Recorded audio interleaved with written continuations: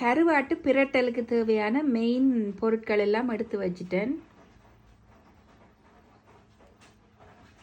இது கருவாடு, நெத்தலி கருவாடு, நல்ல பெரிய பெரிய நெத்தலி கருவாடு க்ளீன் பண்ணி எடுத்து வச்சிட்டேன். நல்லா தண்ணியில் 2-3 தண்ணியில் ஊற விட்டு கழுவி எடுத்து வச்சுருக்கேன். ஏனெண்டா கொஞ்சம் உப்பு இருக்கும்.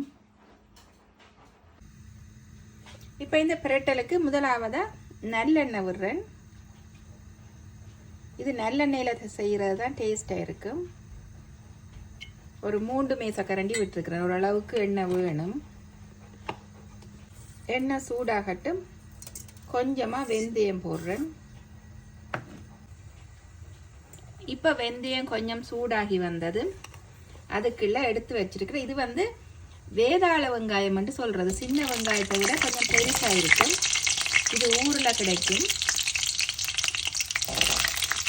அது கொஞ்சம் பெருசாக இருக்கிறபடியாக பாதியாக வெட்டி போட்டிருக்கேன். மற்றது உள்ளியை முழுசாக போட்டிருக்கிறேன். கருவேப்பிலை.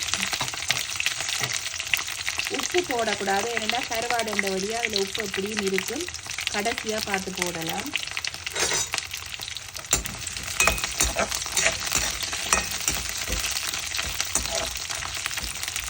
கொஞ்சம் வதங்கட்டும். பெருசாக வதங்கணும் இல்லை. இப்போ கொஞ்சம் வதங்கிட்டுது. அதுக்குள்ள வெட்டி வச்சிருக்கிற தக்காளி பழங்களை போடுறேன். இந்த வெங்காயம் உள்ளி கடுமையாக வதங்கினா கரைஞ்சி போயிடும். அது கரைய விடாமல் எடுத்தால் தான் நல்ல டேஸ்ட். இது இப்படியே கொஞ்சம் நல்லா வதங்கட்டும்.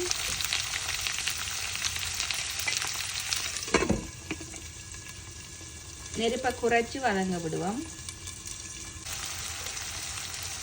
இப்போ ஓரளவு வதங்கி வந்ததும் எங்களோட ஸ்ரீலங்கன் கறி பவுடர் போடுறேன்.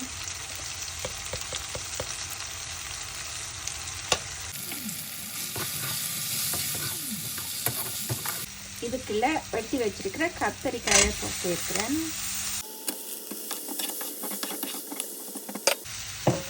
இதை கொஞ்ச நேரம் மூடி வதங்க விடுவோம். நெருப்பை குறைச்சி வதங்க விட்டேன்னா இப்போ பாருங்க. இனி இதுக்குள்ள தேவையான அளவு பழப்புளி விடுறேன்.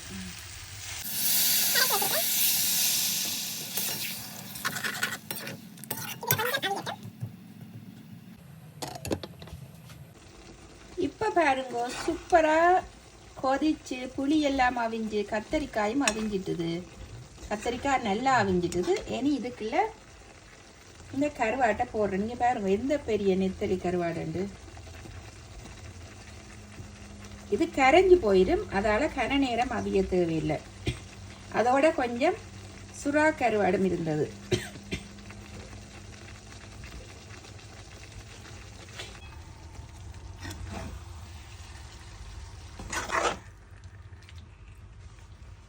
லாஸ்டா போட்டபடியா கருவாடு உடையாமல் இருக்குது.